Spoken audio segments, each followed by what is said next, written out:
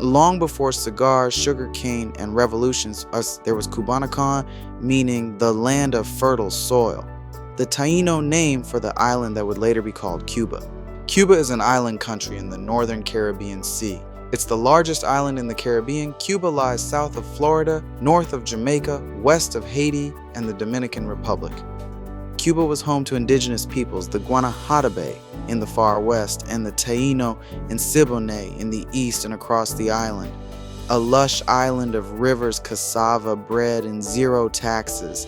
Then came Columbus on the 28th of October, 1492, claiming land for Spain. He brought flags, priests, and problems. Spain began colonizing Cuba in 1511. Diego Velázquez built towns, enslaved the Taíno, and searched for gold. But instead of gold, he found resistance. Meet Chief Hatuey, a Taíno leader from Hispaniola. He fled to Cuba with 400 warriors to warn others about the Spaniards. Hatuey resorted to guerrilla tactics against the Spaniards and was able to confine them for a time. He and his fighters were able to kill at least 8 Spanish soldiers. Eventually, using mastiffs and torturing the native people for information, the Spaniards succeeded in capturing him. He fought, captured, and was burned alive after refusing baptism, saying, "If Spaniards go to heaven, I'd rather go to hell." Hatuey became Cuba's first freedom fighter and the first Caribbean martyr for independence. When the gold ran out, Spain turned to sugar. And when the Taíno were gone, wiped out by disease, war, and overwork, they turned to Africa. By the 1520s, ships arrived packed with enslaved Africans, the backbone of Cuba's new sugar empire. But not everyone stayed enslaved. Some escaped to the mountains, forming Cimarron communities. Free maroons who built hidden villages, grew food, and fought back. They were the first sparks of Afro-Cuban resistance, the rhythm of rebellion that would never die. From the 1500s to the 1800s, Cuba boiled with uprisings. The Santiago Maroon Rebellion of 1731, one of the first organized revolts of escaped slaves in eastern Cuba. Spanish troops fought Maroon groups for weeks before suppressing them. The Aponte Rebellion of 1812, led by Jose Antonio Aponte, a free black artist inspired by Haiti's revolution. Aponte organized both enslaved and free blacks in Havana and Matanzas. Discovered before full outbreak, hundreds executed, including Aponte. He dreamed of freedom, was captured, and executed, but his dream lived on. The abolition of slavery in Spain began in 1820 with the abolition of the slave trade under pressure from Great Britain, although illegal clandestine trade continued with the support of governments and the crown. Even after Spain banned the slave trade in 1820, ships kept arriving illegally. Sugar was too sweet and too profitable to let go. Between 1820 and 1860, an estimated 500,000 enslaved Africans were still smuggled into Cuba. Corrupt colonial officials looked the other way, or took bribes. Cuba didn't abolish slavery in 1820 because it was the world's sugar powerhouse, Spain's last golden colony, and its elites were terrified of losing power or facing a slave uprising like Haiti. Spain was losing all its American colonies. Mexico, Venezuela, Colombia, Argentina, Chile, and others were breaking free. Cuba and Puerto Rico were the only two left. Spain desperately needed the wealth from Cuba's sugar and tobacco exports to fund its government, so it protected slavery to keep the cash flowing.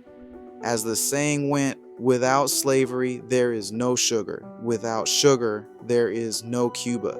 In 1825, enslaved Africans on sugar estates, rebellion on several plantations in Matanzas province, crushed within days, survivors executed.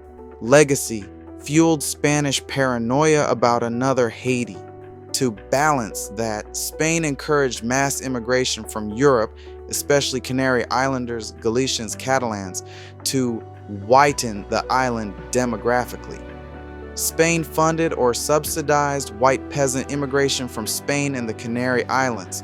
Some settled as small farmers, others worked under short-term labor contracts. Between 1820 to 1880, hundreds of thousands of white Spaniards arrived in Cuba, especially Galicians.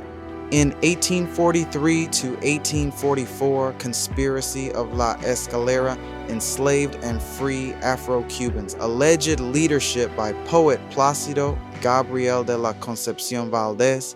Authorities claimed a vast slave conspiracy across Matanzas and Havana.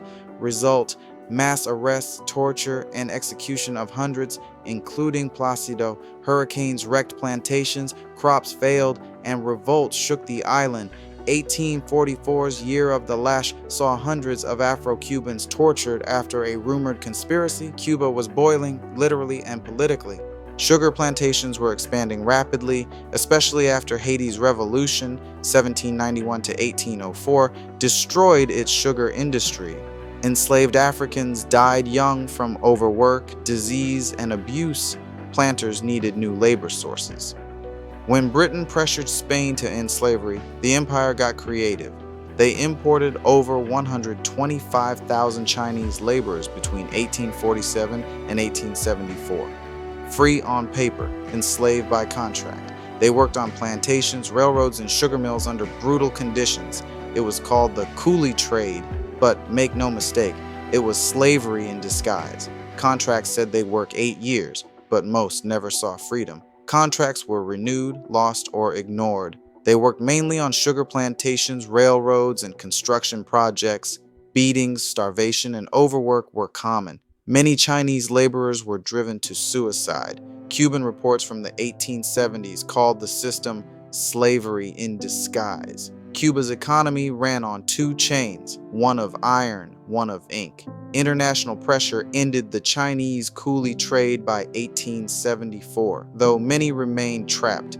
By the late 1800s, Africans and mixed-race Cubans made up nearly half the island's people. Centuries of intermarriage blurred distinctions. By the 20th century, most families contained African, European, and often Chinese ancestry.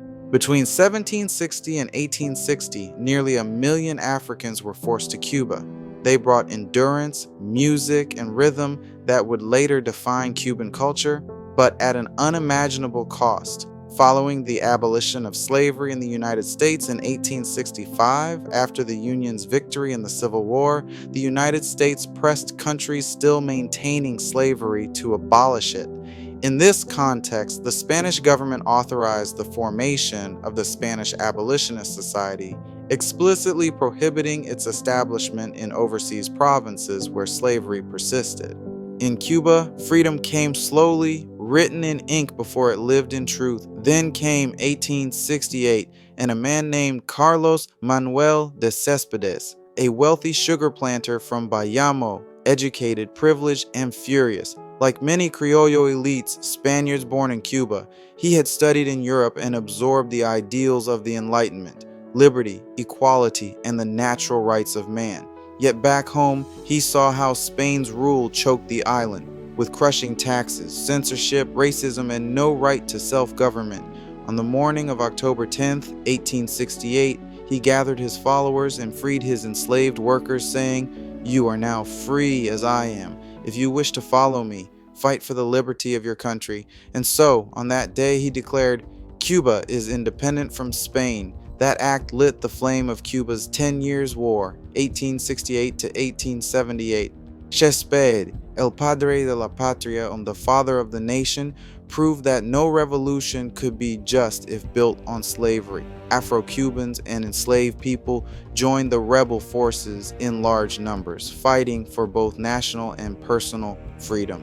He fought until his death in battle in 1874, never seeing Cuba free, but his revolution made it impossible to separate slavery from the dream of liberty. The 10 Years' War ended with promises, the Pact of Zanjon, 1878, and the Moray Law, Ley Moray, in 1870, but it wasn't fully applied in Cuba until 1880. It declared 1. All children born to enslaved mothers after 1868 were free. 2. All slaves over age 60 were freed. Slavery was officially abolished, but slavery still hid behind the Patronato system, fake apprenticeships that kept people bound to the same fields. After the war, Spain, trying to delay ending slavery to keep the cash flowing, barely implemented what it had agreed to: no real political reform. Madrid stalled on letting Cubans hold office or vote freely. No fair trade reforms. Heavy taxes and export restrictions remained. Racism persisted. Afro-Cuban veterans got no recognition or land. Slavery lingered. The Moray Law of 1880 only pretended to end it, forcing freed people to keep working under the Patronato system. So within a year, rebels saw that nothing had truly changed. When the Little War, 1879 to 1880, erupted, Spain knew the clock was ticking. In 1879 to 1880, the Little War, La Guerra Chiquita, sparked in Oriente province led by Calixto Garcia, lacked weapons, money, and external support. Many veterans were dead, imprisoned, or in exile.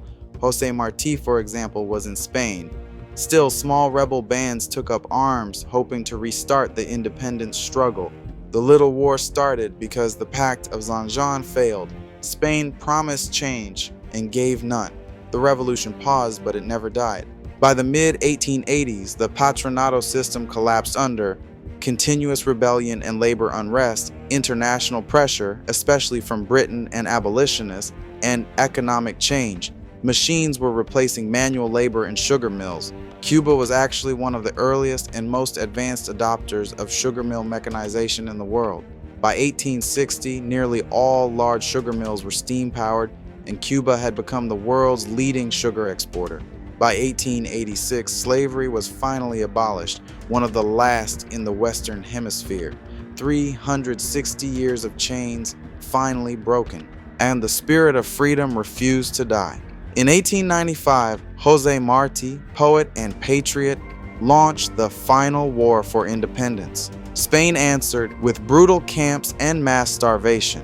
The USS Maine was in Havana Harbor to protect American citizens and interests during Cuba's war for independence. On February the 15th, 1898, it mysteriously exploded, killing 266 sailors.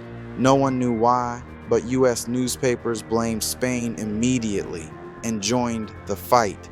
The Spanish-American War ended in 1898 with the Treaty of Paris. Spain lost its empire. Cuba became independent under US occupation. Tomás Estrada Palma was elected and became Cuba's first president. On May 20th, 1902, Cuba finally raised its own flag. The band played, the crowd cheered, and America quietly kept the keys to Guantanamo Bay. From Taino roots to African rhythm, from chains to freedom, Cuba's story is not just of conquest, but of courage. Empires came and went, but the beat never stopped. Because in Cuba, even history dances. After Cuba's 1902 independence, the nation remained tightly bound to U.S. influence through the Platt Amendment, which allowed American intervention and permanent control over Guantanamo Bay. On February 16, 1903, Estrada Palma signed the Cuban-American Treaty of Relations, agreeing to lease the Guantanamo Bay area to the United States in perpetuity for use as a naval base and coaling station. The early republic was marked by corruption, racial inequality, and economic dependence on sugar exports controlled by foreign investors.